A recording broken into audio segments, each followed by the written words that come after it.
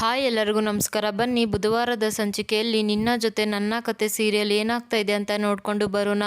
ಅಶ್ವಿನಿನ ಮನಸ್ವಿನಿ ಅಂತ ಹೇಳ್ಬಿಟ್ಟು ಕರ್ಕೊಂಡು ಬಂದಿದ ತಕ್ಷಣ ಮನೆಯವರೆಲ್ಲರೂ ಕೂಡ ಶಾಕ್ ಆಗಿರ್ತಾರೆ. ಅಯ್ಯೋ, ಇವಳು ಮನಸ್ವಿನಿ ಅಂತ ನಂಬೋಕೆ ಆಗ್ತಾ ಇಲ್ಲ, ಇವಳು ನಮ್ಮನೆಯಲ್ಲಿ ಇರೋ ಅಶ್ವಿನಿ ಅಂತ ಅಜ್ಜಿ ಹೇಳ್ತಾರೆ.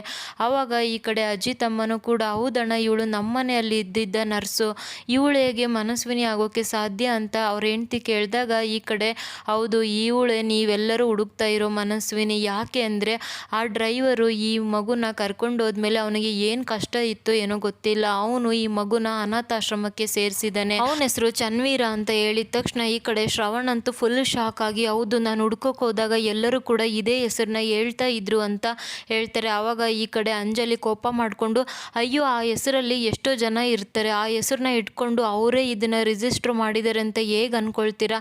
ಅಲ್ಲ, ಅಷ್ಟಕ್ಕೂ ಇವಳು ನಮ್ಮ ಮನೆಯಲ್ಲಿ ನಾವು ಮನಸ್ವಿನಿನ ಹುಡುಕ್ತಾ ಇದ್ದೀವಿ ಅಂತ ತುಂಬ ಚೆನ್ನಾಗಿ ಗೊತ್ತು. ಇವಳು ಇವಾಗ ನಾನೇ ಮನಸ್ವಿನಿ ಅಂತ ನಾಟಕ ಮಾಡಿಕೊಂಡು ಇಡೀ ಆಸ್ತಿನ ಹೊಡಿಬೇಕು ಅಂತ ಬಂದಿದ್ರೆ ಏನು ಮಾಡ್ತೀರಾ ಅಂತ ಕೇಳ್ತಾಳೆ. ಆವಾಗ ಮನೆಯವರು ಕೂಡ ಶಾಕ್ ಆಗ್ತಾರೆ. ನಾನು ಬರೀ ಅದನ್ನು ಸಾಕ್ಷಿಯಾಗಿ ನೋಡಿಲ್ಲ, ಅದಕ್ಕಿಂತ ದೊಡ್ಡ ಸಾಕ್ಷಿಗಳನ್ನ ನೋಡಿಬಿಟ್ಟೆ ಇವಳು ಮನಸ್ವಿನಿ ಅಂತ ಒಪ್ಪಿಕೊಂಡು ಇಲ್ಲಿಗೆ ಕರ್ಕೊಂಡು ಬಂದಿರೋದು ಅಂತ ಹೇಳ್ತಾರೆ. ಆವಾಗ ಅವಳ ಹತ್ರ ಇರೋ ಸರನ್ನ ತೆಗೆದ್ಬಿಟ್ಟು ಇಲ್ಲಿ ಮನೆಯವ್ರಿಗೆ ತೋರಿಸಿದ ತಕ್ಷಣ ಮನೆಯವರೆಲ್ಲರೂ ಕೂಡ ಫುಲ್ ಶಾಕ್ ಆಗ್ತಾರೆ. ಆವಾಗ ಶ್ರವಣ್ ಕೂಡ ಹೌದು ಇದು ನನ್ನ ಪಾಪುದೆ ಅಂತ ಹೇಳ್ತಾ ಇರ್ತಾನೆ. ಅಷ್ಟೇ ಅಲ್ಲ, ಅವಳ ಹತ್ರ ಇರೋ ಬಳೆ ಡ್ರೆಸ್ ಎಲ್ಲದನ್ನೂ ತೆಗೆದ್ಬಿಟ್ಟು ಇಲ್ಲಿ ಮನೆಯವ್ರ ಹತ್ರ ತೋರಿಸಿದ ತಕ್ಷಣ ಇದು ಮನಸ್ವಿನಿ ಅನ್ನೋದು ಎಲ್ಲರೂ ಕೂಡ ಒಪ್ಕೊಳ್ತಾ ಇರ್ತಾರೆ. ಕೊನೆಗೆ ಇಲ್ಲಿ ಮನಸ್ವಿನಿ ಹತ್ರ ಇರೋ ಚಿಕ್ಕ ಫೋಟೋನ ತೋರಿಸಿದಾಗ ಎಲ್ಲರೂ ಕೂಡ ಅಶ್ವಿನಿನೇ ಮನಸ್ವಿನಿ ಅಂತ ಅಂದ್ಕೊಂಡ್ಬಿಡ್ತಾರೆ. ಹೌದು ಇದು ನನ್ನ ಮನಸ್ವಿನಿ ಇದೆ, ಇದೆಲ್ಲ ನನ್ನ ಮನಸ್ವಿನಿದೆ ಅಂತ ಶ್ರವಣ ಹೇಳ್ತಾ ಇರಬೇಕಾದ್ರೆ ಈ ಕಡೆ ಅಂಜಲಿ ಅಂತೂ ಫುಲ್ ಶಾಕ್ ಆಗ್ತಾಳೆ.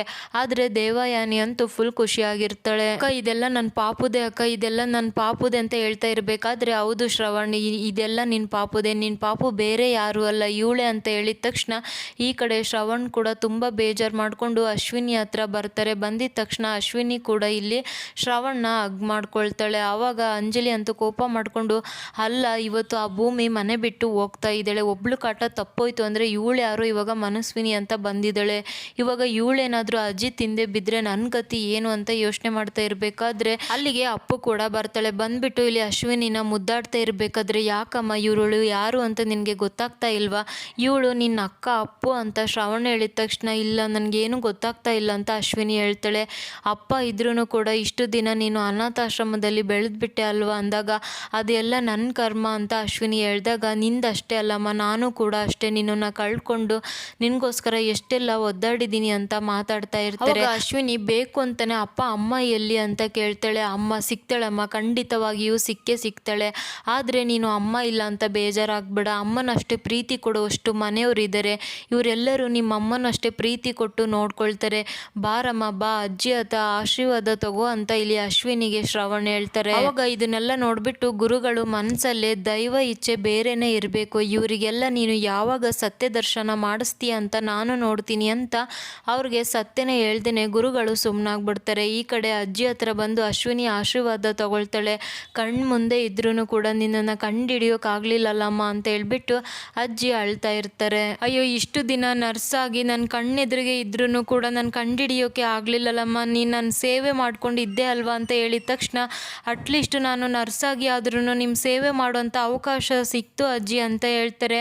ಆವಾಗ ಶ್ರವಣು ತುಂಬ ಖುಷಿಯಾಗ್ಬಿಟ್ಟು ಬಾರಮ್ಮ ಬಾ ಗುರುಗಳ ಆಶೀರ್ವಾದ ತಗೋಬಾ ಅಂತ ಅಶ್ವಿನಿನ ಕರ್ಕೊಂಡು ಬರ್ತಾರೆ. ಆವಾಗ ಗುರುಗಳ ಹತ್ರ, ಗುರುಗಳೇ ನನ್ನ ಮಗಳು ಸಿಕ್ಬಿಟ್ಲು, ಇವಳೇ ನನ್ನ ಕಂದ, ನೀವು ಹೇಳಿದ್ರಿ ಅಲ್ವಾ ನಿಮ್ಮ ಮಗಳು ಸಿಗ್ತಾಳೆ ಅಂತ, ಕೊನೆಗೂ ನನ್ನ ಮಗಳು ಸಿಕ್ಬಿಟ್ಲು, ಇವಳಿಗೆ ಆಶೀರ್ವಾದ ಮಾಡಿ ಅಂತ ಹೇಳ್ತಾನೆ. ಅವಾಗ ತಗೊಳಮ್ಮ ಅವ್ರ ಹತ್ರ ಆಶೀರ್ವಾದ ಅಂತ ಅಶ್ವಿನಿಗೆ ಹೇಳಿದ ತಕ್ಷಣ ಇನ್ನೇನು ಹೋಗ್ತಾ ಇರಬೇಕಾದ್ರೆ ಗುರುಗಳು ಕೋಪ ಮಾಡಿಕೊಂಡು ಅಲ್ಲಿದ್ದ ಹೋಗ್ಬಿಡ್ತಾರೆ. ಆವಾಗ ಶ್ರವಣ್ಗೆ ತುಂಬ ಗಾಬರಿ ಆಗುತ್ತೆ. ಅರ್ಚಕರ ಹತ್ರ ಬಂದು, ಯಾಕೆ ಅರ್ಚಕರೇ ಗುರುಗಳು ಹಾಗೆ ಹೋಗ್ಬಿಟ್ರು ಅಂತ ಕೇಳಿದಾಗ ನಿಮಗೆ ಗುರುಗಳು ಏನು ಹೇಳಿದರು, ಪೂರ್ಣಾವಧಿ ಮುಗಿಯೋ ತನಕ ಕೂಡ ನೀವು ಈ ಪೂಜೆನ ಬಿಟ್ಟು ಎಲ್ಲೂ ಹೋಗೋ ಆಗಿಲ್ಲ ಅಂತ ಹೇಳಿದರು, ಹಾಗೆ ನಿಮ್ಮ ಮನಸ್ಸು ಚಂಚಲ ಆಗಬಾರ್ದು ಅಂತ ಹೇಳಿದರು, ನೀವು ನೋಡಿ ಇವಾಗ ಪೂರ್ಣ ಫಲನ ನೆಲದ ಪಾಲ್ ಮಾಡಿದ್ದೀರಾ, ಅದಕ್ಕೆ ಗುರುಗಳಿಗೆ ಕೋಪ ಬಂದಿದೆ, ಗುರುಗಳು ಏನು ಮಾತಾಡದೆ ಹಾಗೆ ಹೋಗ್ಬಿಟ್ರು, ನೀವು ನಾಳೆ ಬಂದು ಗುರುಗಳನ್ನ ಭೇಟಿಯಾಗಿ ಅಂತ ಅರ್ಚಕರು ಹೇಳ್ತಾರೆ. ಆವಾಗ ಮನೆಯವರಿಗೆ ಪೂಜೆ ನಿಂತೋಯ್ತು ಅನ್ನೋ ಬೇಜಾರಿದ್ರೂ ಕೂಡ ಮನಸ್ವಿನಿ ಸಿಕ್ಲು ಅಂತ ಖುಷಿಯಾಗಿ ಅವಳನ್ನ ಕರ್ಕೊಂಡು ಮನೆಗೆ ಬರ್ತಾರೆ. ಅದೇ ಟೈಮ್ಗೆ ಈ ಕಡೆ ಅಜಿತ್ ಬೈಕು ಕೆಟ್ಟೋಗಿರುತ್ತೆ ಅಲ್ವಾ, ಅದನ್ನು ರೆಡಿ ಮಾಡಿಸ್ತಾ ಇರಬೇಕಾದ್ರೆ ಭೂಮಿ ಕೂಡ ಅದೇ ರೋಡಲ್ಲಿ ಬರ್ತಾಳೆ. ಆವಾಗ ಅಜಿತ್ಗೆ ಇಲ್ಲಿ ಭೂಮಿ ಇದ್ದಾಳೆ ಅನ್ನೋ ಥರ ಫೀಲ್ ಆಗ್ತಾ ಇರುತ್ತೆ. ತಿರುಗಿ ನೋಡೋ ಅಷ್ಟರಲ್ಲಿ ಭೂಮಿ ಅದೇ ಕ್ರಾಸಲ್ಲಿ ಹೋಗ್ಬಿಡ್ತಾಳೆ. ಸೊ ಅಜಿತ್ಗೆ ಭೂಮಿ ಕಾಣೋದೇ ಇಲ್ಲ. ಆದ್ರೂ ಕೂಡ ಸ್ವಲ್ಪ ದೂರ ಹೋಗಿ ನೋಡಿದಾಗ ಅಲ್ಲಿ ಭೂಮಿ ಕಾಣ್ತಾ ಇರಲ್ಲ. ಮತ್ತೆ ಬಂದು ಅಜಿತ್ ಬೈಕ್ ರೆಡಿಯಾಗಿದೆನಾ ಅಂತ ನೋಡ್ತಾನೆ. ಬೈಕು ಕೂಡ ಸ್ಟಾರ್ಟ್ ಆಗುತ್ತೆ. ಅಲ್ಲಿದ್ದ ಸತ್ಯಣ್ಣನ ಕರ್ಕೊಂಡು ಸೀದಾ ಮನೆಗೆ ಬರ್ತಾನೆ. ಬಂದಿದ ತಕ್ಷಣ ಇಲ್ಲಿ ಮನೆಯವರೆಲ್ಲರೂ ಕೂಡ ಅಜಿತ್ ನಮಗೆ ಮನಸ್ವಿನಿ ಸಿಕ್ಲು ಕಣೋ, ಅಶ್ವಿನಿ ಬೇರೆ ಯಾರು ಅಲ್ಲ, ಅವಳು ನಮ್ಮ ಮನಸ್ವಿನಿ ಅಂತ ಶ್ರವಣ ಹೇಳ್ತಾ ಇರ್ತಾರೆ. ಮನೆಯವರೆಲ್ಲರೂ ಕೂಡ ತುಂಬ ಖುಷಿಯಾಗಿರ್ತಾರೆ. ಆದರೆ ಅದನ್ನು ತಲೆ ಕೆಡಿಸ್ಕೊಳ್ದೇನೆ ಭೂಮಿ ಭೂಮಿ ಅಂತ ಅಜಿತ್ ಕೂಗ್ತಾನೆ. ಆವಾಗ ಪರಿಮಳ ಭೂಮಿ ಅಕ್ಕ ಮನೆಗಿಲ್ಲ ಅಂತ ಹೇಳಿದ ತಕ್ಷಣ ಈ ಕಡೆ ಅಜಿತ್ ಕೋಪ ಮಾಡಿಕೊಂಡು ಅವ್ರನ್ನೇ ನೋಡ್ತಾ ಇರ್ತಾನೆ. ಭೂಮಿ ಮನೆಗಿಲ್ಲ ಅಂದರೆ ಏನರ್ಥ? ಭೂಮಿ ಎಲ್ಲಿ? ಭೂಮಿ ಅಂತ ಕರೀತಾ ಇರಬೇಕಾದ್ರೆ ಇಲ್ಲ, ಅವರು ಮನೆ ಬಿಟ್ಟು ಹೋದ್ರು ಅಂತ ಹೇಳ್ತಾರೆ. ಆವಾಗ ಅಜಿತ್ಗಂತೂ ಫುಲ್ ಶಾಕ್ ಆಗುತ್ತೆ. ಅವ್ರ ಅಮ್ಮನೂ ಕೂಡ ಅಯ್ಯೋ ಭೂಮಿ ಮನೆ ಬಿಟ್ಟು ಹೋದ್ಲು, ಏನು ಹೇಳ್ತಾ ಇದೆಯಾ, ಕರೆಕ್ಟಾಗಿ ಹೇಳು ಅಂದಾಗ ನಾನು ಎಷ್ಟು ಕೇಳ್ಕೊಂಡ್ರೂ ಕೂಡ ಅವರು ನನ್ನ ಮಾತನ್ನು ಕೇಳಲಿಲ್ಲ. ಈ ಅಪಾದನೆನ ನನ್ನ ಮೇಲೆ ಹಿಡ್ಕೊಂಡು ನಾನು ಇಲ್ಲಿರೋಕೆ ಇಷ್ಟ ಇಲ್ಲ ಅಂತ ಹೇಳ್ಬಿಟ್ಟು ಮನೆ ಬಿಟ್ಟು ಹೋದ್ರು ಅಂತ ಹೇಳ್ತಾಳೆ.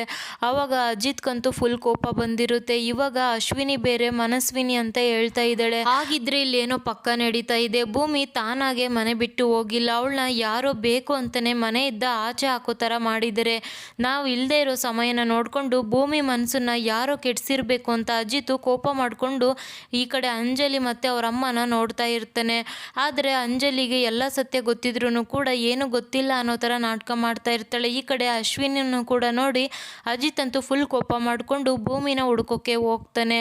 ಆವಾಗ ಭೂಮಿ ಸಿಕ್ಕಿರ್ಬೋದು ಮೇ ಬಿ. ಯಾಕೆ ಅಂದರೆ ಮುಂದಿನ ಎಪಿಸೋಡಲ್ಲಿ ಇಲ್ಲಿ ಅವ್ರ ಅಮ್ಮ ಮನೆಗೆ ಬಂದಿದ್ದ ತಕ್ಷಣ ಭೂಮಿ ಎಲ್ಲಿ ಅಂತ ಕೇಳ್ತಾರೆ. ಭೂಮಿನ ಕಳಿಸೋಲ್ಲ ಅಂತ ಹೇಳಿದ್ರು ಅಂತ ಅಜಿತ್ ಹೇಳಿದ ತಕ್ಷಣ ಅಲ್ಲ, ನನ್ನ ಸೊಸೆನ ನನ್ನ ಮನೆ ಕಳಿಸೋಲ್ಲ ಅಂತ ಹೇಳೋಕೆ ಅವ್ರು ಯಾರು ಅಂತ ಕೇಳಿದಾಗ ಯಾರು ಅಂತ ಕೇಳ್ತಾ ಇದೆಯಲ್ಲಮ್ಮ, ಅವಳನ್ನ ಬೈದೇನೆ ತುಂಬ ಚೆನ್ನಾಗಿ ನೋಡ್ಕೊಳ್ತಾ ಇದ್ದಾರೆ ಅಲ್ವಾ, ಅವರು ಅವಳನ್ನ ಕಳಿಸೋಲ್ಲ ಅಂತ ಹೇಳಿದ್ದಾರೆ ಅಂತ ಅಜಿತ್ ಹೇಳ್ತಾನೆ. ಆವಾಗ ಮನೆಯಲ್ಲಿ ಅವ್ರ ಅಮ್ಮಗೆ ಫುಲ್ ಶಾಕ್ ಆಗುತ್ತೆ.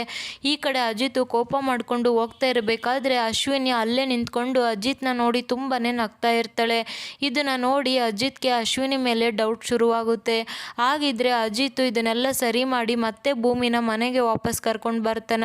ಹಾಗೆ ಇಲ್ಲಿ ಅಶ್ವಿನಿ ಯಾರು ಅಂತ ಕಂಡುಹಿಡಿತಾನ ಅಂತ ನೋಡಬೇಕು. ಇವತ್ತಿನ ವಿಡಿಯೋನ ಎಕ್ಸ್ಪ್ಲೇನ್ ಮಾಡಿದ್ದೀನಿ. Thank you so much. ಯಾರೆಲ್ಲ ವಿಡಿಯೋನ ಸಬ್ಸ್ಕ್ರೈಬ್ ಮಾಡಿಲ್ಲ ದಯವಿಟ್ಟು ವಿಡಿಯೋನ ಸಬ್ಸ್ಕ್ರೈಬ್ ಮಾಡ್ಕೊಂಡು ನೋಡ್ತಾ ಇರಿ.